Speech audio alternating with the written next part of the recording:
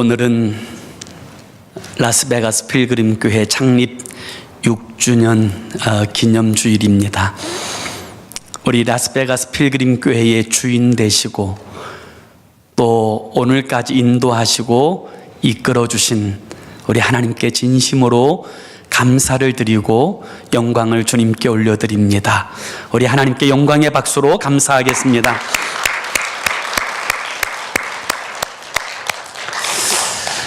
프랑스의 문인인 몽테뉴라고 하는 사람은 이런 이야기를 했습니다.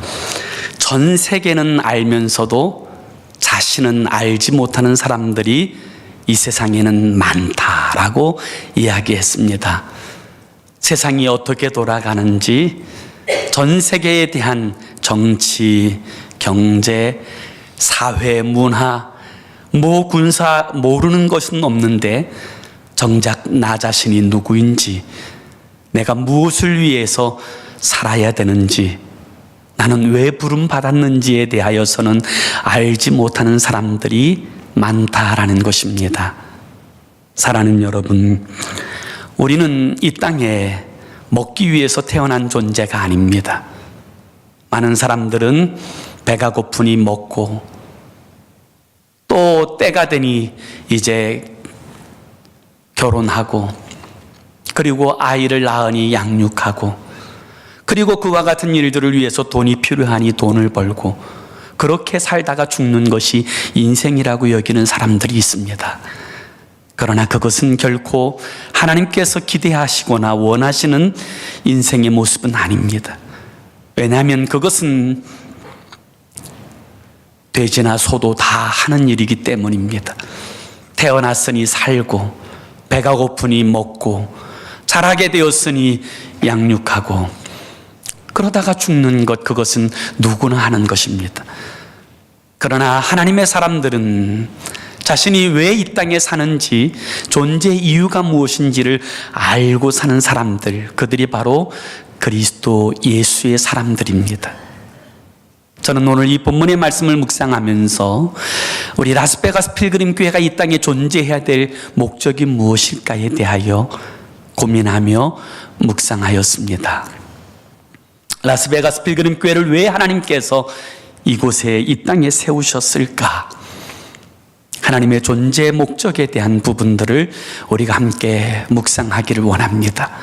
그리고 그 존재의 목적에 맞게 이 교회가 아름답게 세워지고, 그리고 쓰임바 되어지는 건강한 공동체가 되어지기를 원합니다. 마리아 앤더슨이라고 하는 여인이 있습니다. 아주 유명한 흑인 가수인데요. 토스카니니는 그 여인을 가리켜서 한 세기에 한 명 나올까 말까한 그런 황금의 목소리라고 극찬한 바가 있습니다. 하루는 루즈벨트 대통령이 영국의 여왕을 초청하고, 그리고 미국의 가장 아름다운 연주홀에서 7만 5천 명의 사람들을 초청하였습니다. 미국과 영국의 정치, 경제, 사회계의 그 인사들, 법조인들을 7만 5천 명을 초청하여 두고는 그곳에 마리아 앤더슨을 세웠습니다. 그 여인이 아름답게 하나님을 찬양함이 마쳤을 때 7만 5천 명 중에 한 사람도 빠짐없이 다 일어나서 박수를 하고 기뻐하였다고 하는 그런 기록이 있습니다. 그 일이 있고 난 얼마 후에 미국의 한 기자가 마리아 앤더슨에게 이렇게 질문하였습니다. 당신의 생애 가운데 가장 감동적이었고 가장 영광스러웠던 때는 언제였습니까? 라고 물었습니다. 기자는 틀림없이 대통령과 영국 여왕 앞에서, 그리고 전 세계를 대표하는 7만 5천 명의 리더들 앞에서 노래하였던 그 시간이 가장 영광스럽고 가장 복된 감동적인 시간이었다라고 이야기할 줄 알았습니다. 그런데 마리아 앤더슨의 입에서는 의외의 말이 나왔어요. 내 인생과 삶에서 가장 감동스러웠던 순간은 내가 내 어머니에게, 엄마, 나는 이제 더 이상 목욕하지 않을 거야. 그렇게 이야기했던 그때가 자기의 생애에 가장 감동스러운 순간이었다고 이야기합니다. 도대체 그것이 무슨 이야기인지 알아듣지 못한 기자가 또다시 질문합니다. 그게 도대체 무슨 이야기입니까? 그때 마리아 앤더슨은 이렇게 대답을 하였습니다. 자신이 흑인으로 태어나서 자신의 그 삶을 얼마나 하나님 앞에 원망을 했는지, 날마다 목욕탕에 들어가서 그 검은 피부를 벗겨내면서 왜 나는 흑인으로 태어났을까? 그러던 어느 날 하나님의 복음을 듣고 깨닫게 되어지고, 하나님께서 나를 이렇게 존재케 하신 목적이 있다. 하나님께서 나를 이렇게 부르신 이유가 있다. 이 사실을 깨닫고 나서 그는 엄마에게 달려가서 이렇게 이야기했다는 거예요. 엄마, 나는 이제 더 이상 목욕하지 않을 거야. 내 삶의 그 목적을 발견했기 때문에 내 피부 탓하지 않고 환경 탓하지 않고 하나님께서 나를 지신 목적대로 살아갈 거야. 그렇게 고백했던 그날이 자신의 생애에 가장 감격스럽고 영광스러운 날이었다라고 그 여인은 그렇게 고백하게 되어진 거지요. 자신이 왜 살아야 되는지 알고 살아가는 인생과 자신이 지금 존재하기 때문에 할 수 없이 마지못해 살아가는 인생은 결코 같은 삶의 모습을 가질 수가 없습니다. 우리는 지난주에 사도 바울에 관한 이야기를 함께 묵상했습니다. 그는 스스로를 그리스도 예수의 종이라고 자처합니다. 그 당시에 가장 처참한 자리에 있었던 노예, 그 노예가 뭐길래 그는 예수 그리스도의 종으로 스스로를 자처했을까요? 그 이유는 그가 복음을 알았기 때문이라고 함께 말씀을 묵상했습니다. 예수 그리스도를 통한 복음, 하나님이신 그분이 인간의 몸을 입고 이 땅에 오셔서 나의 모든 죄와 허물을 십자가의 피로 대속하여 주시고 믿는 자에게는 하나님의 자녀로 불러주시는 이 복음을 깨닫고 나서 이 사도 바울은 이렇게 이야기합니다. 내가 소중하게 여겼던 모든 것을 배설물처럼 여긴다. 그리고 나는 이 복음 때문에 산다고 그는 그렇게 고백하게 되어진 거지요. 바울이 사는 이유는 복음입니다. 그는 복음 때문에 사는 존재입니다. 그렇다면 우리 라스베가스 필그림 교회가 이 땅에 존재해야 될 목적은 무엇일까요? 저는 동일하다고 믿습니다. 복음을 위해서입니다. 복음 때문에 라스베가스 필그림 교회의 존재가 필요한 것입니다. 복음을 위하여 필그림 교회는 존재하는 것이다, 이 말이지요. 사랑하는 여러분, 오늘 우리가 읽은 이 본문의 말씀은 사도 바울이 로마 교회에 보낸 편지입니다. 이 로마 교회에 보낸 편지 가운데 사도 바울의 그 심정이 뚝뚝 묻어 있는 것을 보게 되는데, 오늘 이 로마 교회에 보낸 편지 가운데 좀 특이한 하나의 이야기가 등장합니다. 오늘 본문 15절의 말씀을 여러분 한번 다 보시겠습니까? 15절에 보면 성경은 이렇게 이야기합니다. 그러므로 나는 할 수 있는 대로 로마에 있는 너희에게도 복음 전하기를 원하노라. 사랑하는 여러분, 복음은 누구에게 전해야 합니까? 누구에게 복음을 전해야 될까요? 복음을 들어야 될 사람들은 누구입니까? 당연히 불신자들이지요. 아직 예수님을 알지 못하는 사람들, 그들이 복음을 들어야 되지 않겠습니까? 그런데 놀랍게도 오늘 사도 바울은 로마에 가기를 간절히 원하는 자신의 심정을 이야기하면서 자신이 로마에 가고자 하는 그 목적을 오늘 본문 15절에서는 이렇게 이야기합니다. 로마에 있는 너희에게 복음 전하기 원한다. 왜 로마 교회 성도들에게 사도 바울은 복음을 전하고 싶었을까요? 복음을 알고 있는 그들에게 왜 사도 바울은 굳이 그 간절한 기대를 가지고 로마까지 찾아가서 그들에게 복음을 전하고 싶었을까요? 혹시 로마 교회 성도들이 날라리 신자여서 그랬을까요? 사실은 복음을 못 들은 사람이어서 그랬을까요? 아닙니다. 우리가 지난주에도 살펴보았듯이 로마서 1장 6절을 보면 이 로마교회 성도들에 대해서 이렇게 이야기합니다. 너희도 그들 중에서 예수 그리스도의 것으로 부르심을 받은 자니라. 로마교회 성도들을 뭐라 그래요? 너희도 그리스도 예수의 것이다. 7절에 보면 이렇게 이야기해요. 로마에서 하나님의 사랑하심을 받고 성도로 부르심을 받은 모든 자에게 하나님 우리 아버지와 주 예수 그리스도로부터 은혜와 평강이 있기를 원하노라. 오늘 이 로마교회 성도들을 향해서 이렇게 말해요. 하나님의 사랑하심을 받고 성도로 부르심을 받은 자들이라고 이야기해요. 심지어는 오늘 우리가 읽은 이 본문 1장 8절에 보면 이렇게 말해요. 먼저 내가 예수 그리스도로 말미암아 너희 모든 사람에 관하여 내 하나님께 감사함은 너희 믿음이 온 세상에 전파됨이로다. 심지어는 로마교회 성도들의 믿음이 온 세상에 전파되어질 만큼 그들은 믿음의 사람이었어요. 그럼에도 불구하고 바울은 왜 이 로마교회 성도들에게 복음 전하기를 사모했을까요? 얼마나 사모했는지, 내가 너희에게 얼마나 가고 싶었는지, 오늘 이 바울은 이 사실을 여러 차례 강조하면서 로마에 가고 싶은 이야기를 말해요.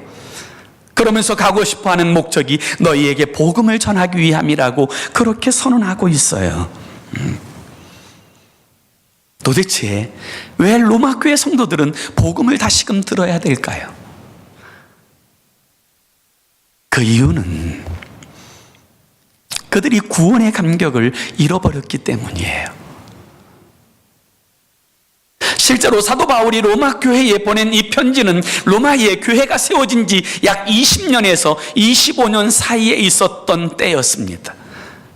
하나님의 은혜를 받은 초대교회 성도들이 로마에까지 가서 복음을 전하고, 그리고 이 복음을 들은 사람들이 모여서 세워진 공동체, 그가 로마 교회예요. 그리고 이 로마 교회는 로마의 핍박과 압제에도 견디고 인내하며 승리하였던 교회예요. 그렇게 시간이 지나서 20년, 25년이 지나게 되었을 때 어느 사이에, 자신도 알지 못한 사이에 로마교회 성도들의 구원의 감격은 식었고, 자신도 알지 못한 사이에 세상의 물들이 교회 안에 들어오기 시작하였고, 그들은 형식적 그리스도인으로 신앙적 형태는 갖추고 있지만 형식만 남은 그리스도인으로 전락해버렸을 가능성이 아주 많아요. 그래서 로마서 13장 13절에 보면 사도 바울은 로마 교회에 보낸 편지에서 이렇게 이야기합니다.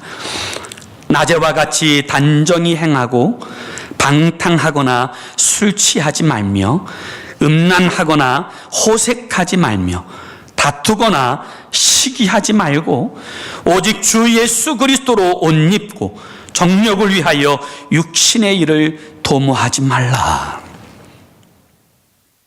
여러분, 얼마나 무서운 충고입니까? 자신도 알지 못한 사이에 교회 안에 세상이 들어와 있고, 교회 안에 세상적인 요소들이 자리 잡기 시작했어요. 방탕하고 술 취하고 음란하고 호색하고 다투고 시기하는 일들이 교회 안에서 벌어지게 되어진 거지요. 하나님의 사람들이 성령을 쫓아 행하는 것이 아니라 정욕을 쫓아 행하는 그와 같은 사람들로 세워지게 되어진 그런 일이 벌어지게 되어진 거예요. 그래서 사도 바울은 로마의 교인들이 다시금 이 복음을 듣고 이 복음으로 회복되어져야 된다는 사실들을 알고는 그들에게 가서 복음 전하기를 원한다고 그렇게 소원하였던 거예요.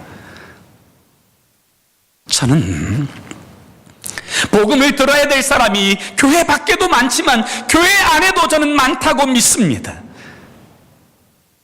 구원의 감격을 상실해버린 채 예수 믿는 것은 오직 주일에 한 번 교회 나가는 것이고 나머지는 예수 믿는지 안 믿는지 다른 사람과 아무런 구분이 없이 살아가는 사람들, 그들은 복음을 들어야 돼요. 구원의 감격과 기쁨으로 살아가지 못하고 육신의 정욕을 추구하고 살아가는 사람들, 그들은 복음을 들어야 돼요. 하나님의 다스리심과 통치의 영광은 알지 못한 채 오늘 내 삶의 자리에서 내가 주인이 되고 하나님과 아무런 상관이 없이 살아가면서도 여전히 자신이 천국을 소망한다고 착각하는 사람들, 저는 그들이 반드시 이 십자가의 피 묻은 복음을 듣고 구원의 감격을 회복해야 된다고 믿습니다.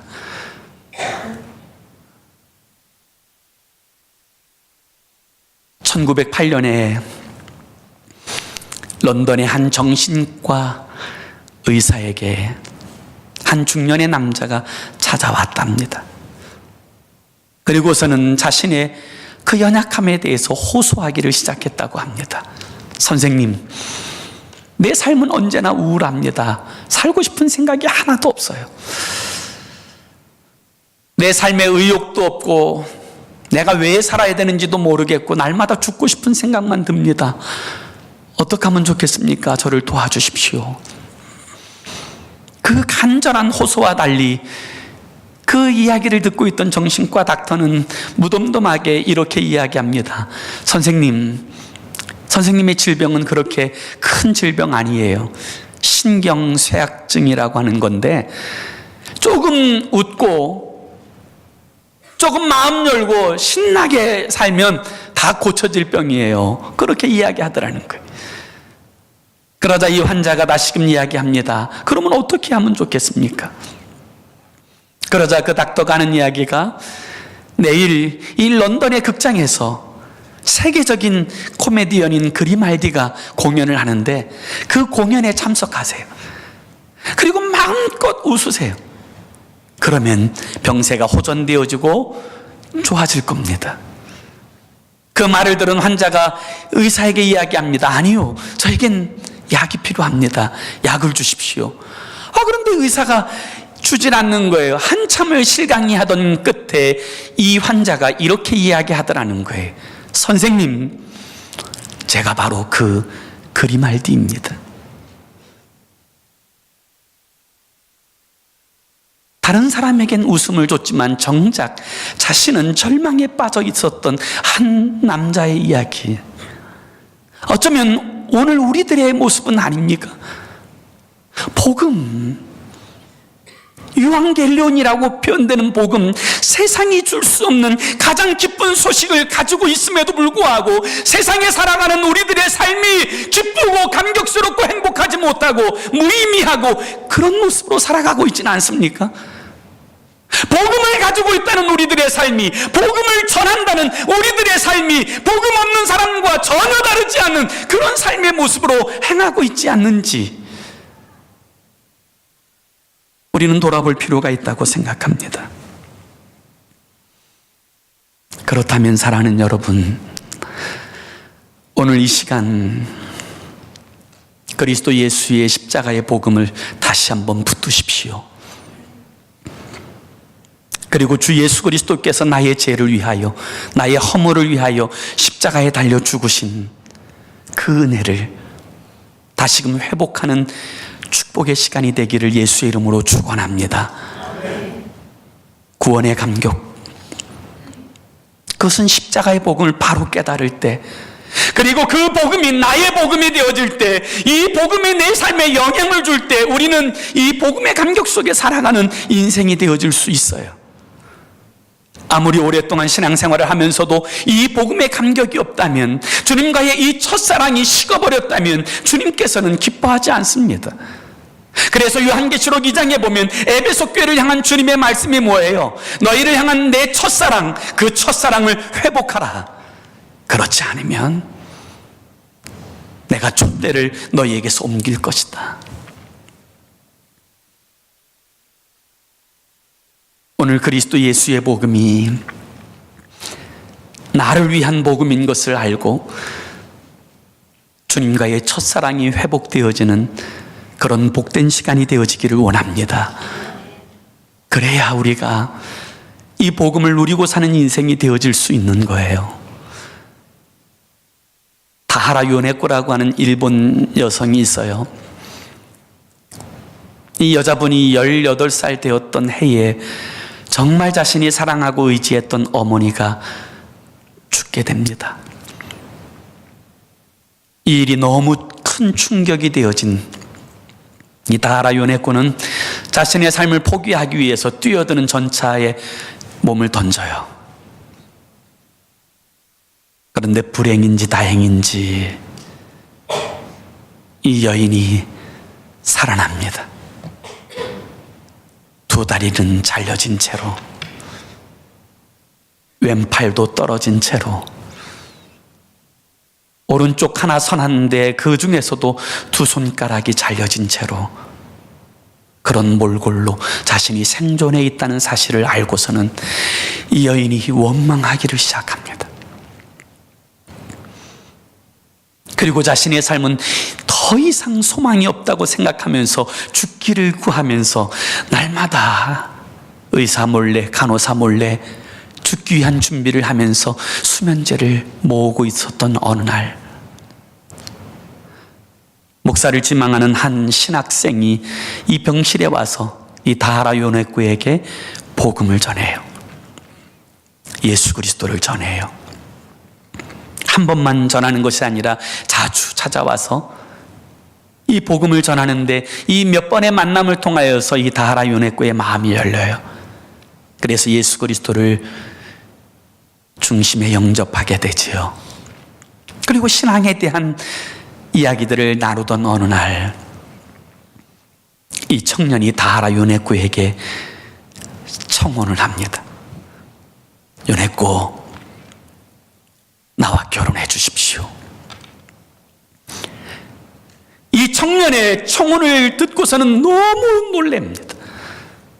그리고는 당황하면서 거절을 해요. 아닙니다. 나 같은 여인과 결혼하면 당신은 불행해져요. 안 됩니다. 허락할 수 없어요. 그렇게 완곡하게 몇 번이나 거절했는데 이 신학생이 자꾸 자기에게 청혼하는 거예요. 그러면서 이렇게 이야기하는 거예요. 그렇게 거절하지만 말고 한번 진지하게 하나님 앞에 한번 기도해 봅시다. 한번 좀 진지하게 한번 기도해 봅시다. 그 기도의 요청에 대해서 이 다하라 요네코가 받아들이고 시간을 정하고 기도하기로 결정을 해요. 그리고 며칠 후에 그들이 서로 만나서 하나님께서 어떻게 응답하셨는지에 대한 그 기도의 응답에 관한 이야기들을 함께 나누게 되었을 때 그들은 깜짝 놀랐어요. 하나님께서 이 두 사람을 동시에 마태복음 18장 19절의 말씀으로 응답해 주셨어요. 마태복음 18장 19절은 이렇게 쓰여져 있는 거예요. 진실로 다시 너희에게 이르노니 너희 중에 두 사람이 땅에서 합심하여 무엇이든지 구하면 하늘에 계신 내 아버지께서 그들을 위하여 이루게 하시리라. 하나님의 응답이라고 믿고 이 두 사람은 결혼합니다.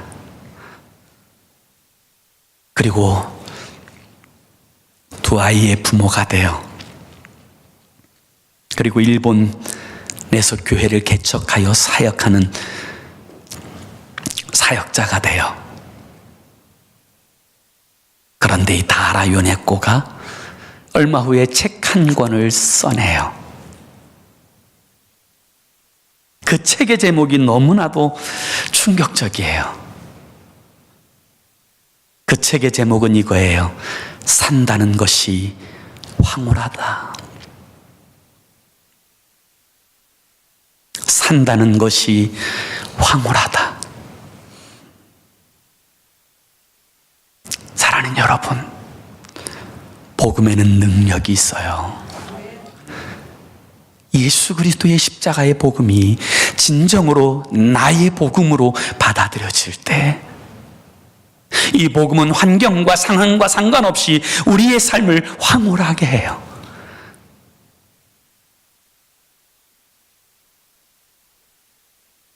그것이 복음의 능력이에요. 그래서 오늘 보면 16절에 사도 바울이 뭐라고 이야기합니까? 16절에 보면 내가 복음을 부끄러워하지 아니하노니 이 복음은 모든 믿는 자에게 구원을 주시는 하나님의 능력이 됨이라, 이렇게 말씀하셨어요. 맞아요. 복음은 능력이에요. 구원의 능력입니다. 생명의 능력이에요. 그 인생으로 하여금 승리케 하는 능력입니다. 우리의 삶을 변화시키는 능력이에요. 우리의 삶을 복되게 하는 능력, 그것이 복음의 능력인 줄로 믿습니다. 예수 그리스도께서 십자가를 통하여 이루신 이 복음은 우리의 인생의 모든 삶의 영역 가운데 그런 능력이 되어지는 거예요.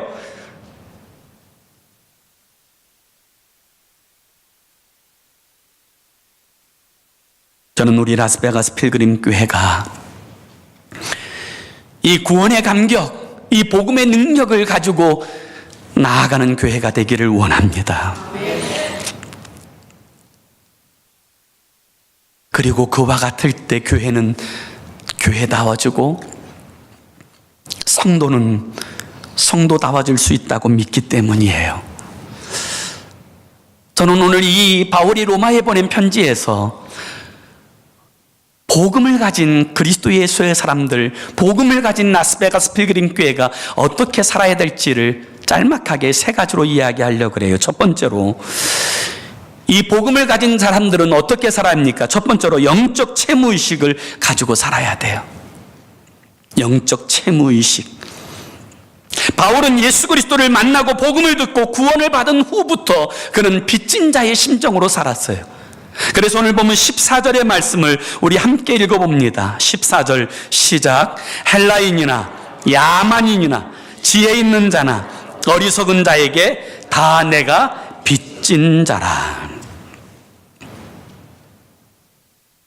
바울이 물질적으로 빚졌다는 이야기가 아니에요. 영적으로 채무의식을 가지고 있다는 거예요. 빚진 자의 심정을 가지고 있다는 거예요. 교회 안에도요, 두 종류의 성도가 있어요. 하나는 채권주의적 신앙을 가진 성도들이 있어요. 네. 그래서 이 채권주의자들은요, 뭔가 받으려고 그래요. 교회가 나를 위해서 뭐 해줘야 된다, 나 사랑해줘야 된다, 뭘 줘야 된다, 사람들이 나를 위해서 뭘 해줘야 된다, 이런 의식을 가지고 사는 사람들이 있어요.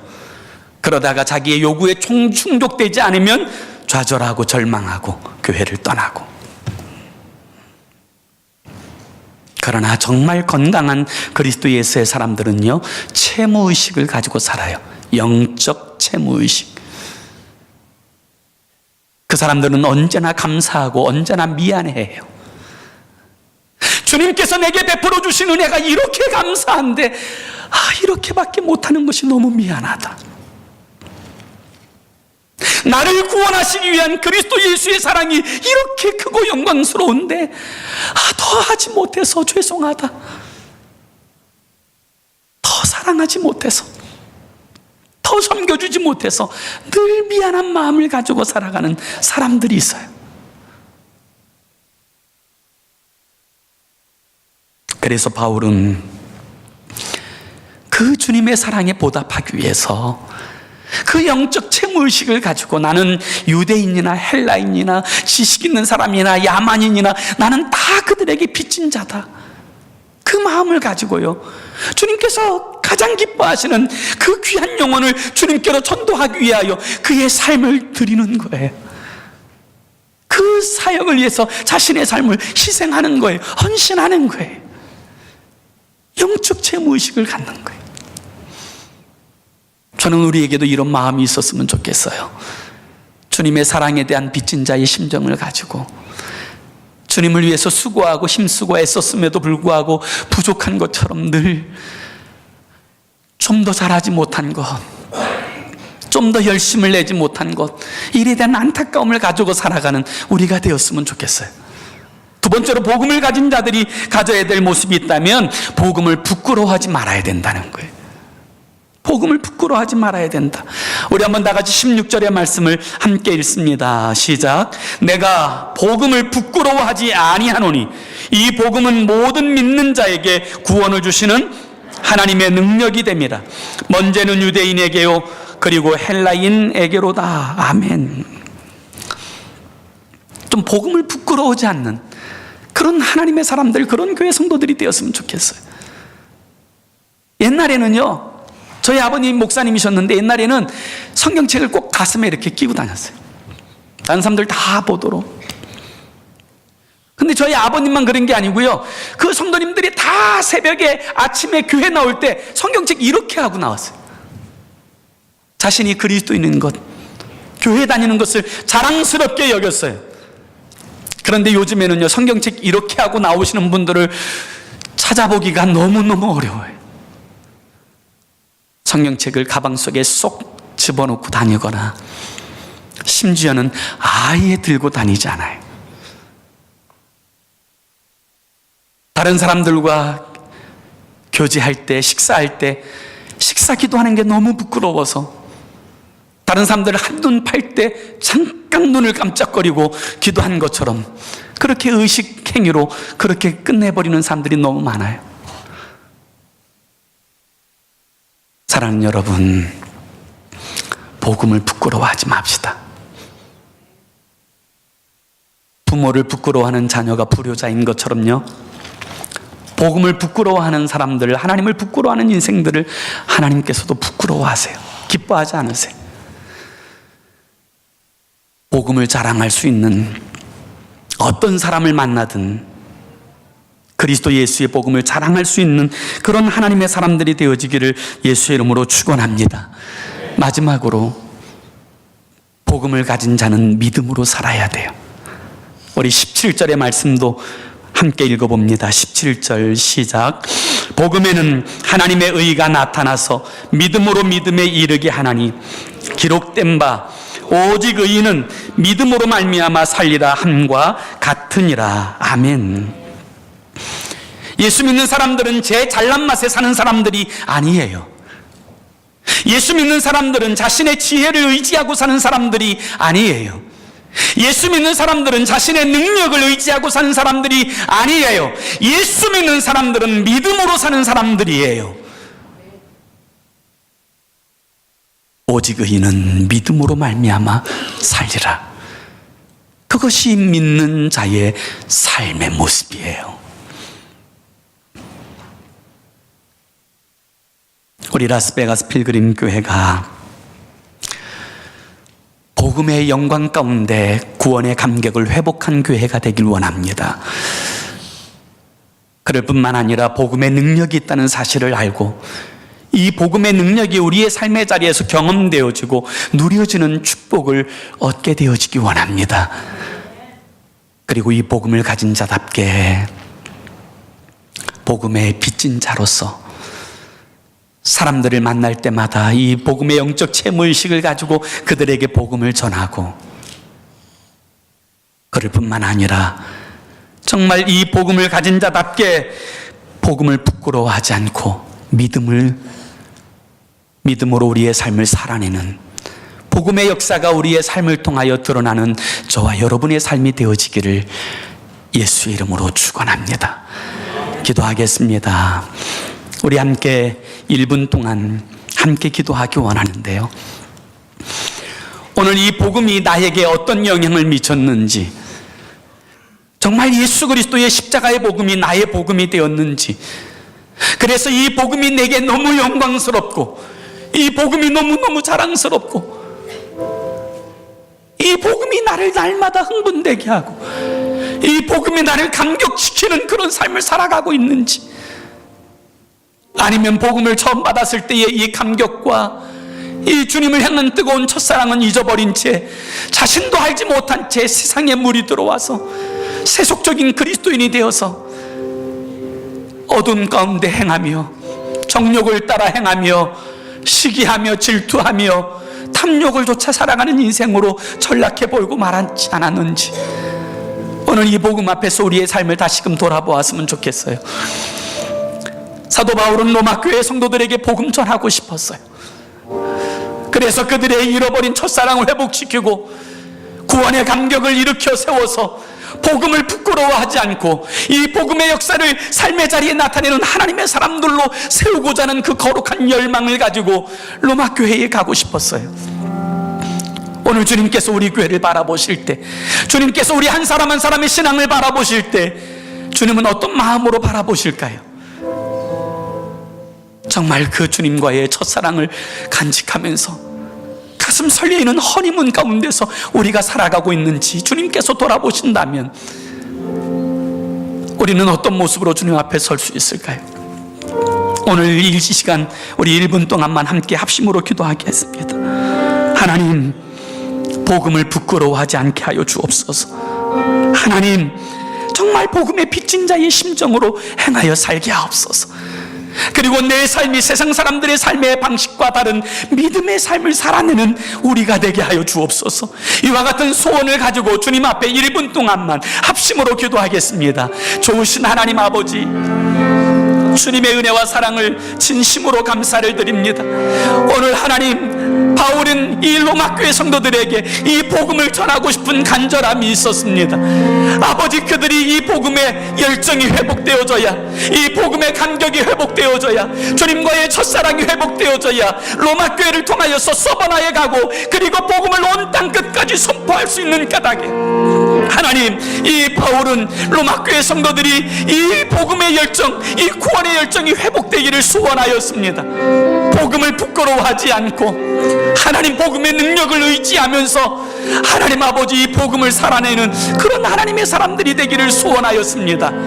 오늘 아버지 주의 말씀 앞에서 우리 필그림 교회와 우리의 삶을 돌아보기 원합니다. 오늘 정말 이 복음이, 예수 그리스도의 십자가에 피 묻은 복음이 내게도 복음이 되는지, 내 삶에도 영향을 주고 있는지, 내 삶을 가슴을 두근거리게 하고 내 삶을 이끌어가는 하나님의 능력으로 체험되어지고 있는지 하나님 돌아보게 하여 주셔서 하나님 예수 그리스도의 십자가의 복음을 나의 복음으로 받아들이고 이 구원의 열정을 회복하는 은혜가 있게 하여 주시고 주님과의 허리문을 다시금 시작하는 놀라운 축복의 역사가 있게 하여 주시옵소서.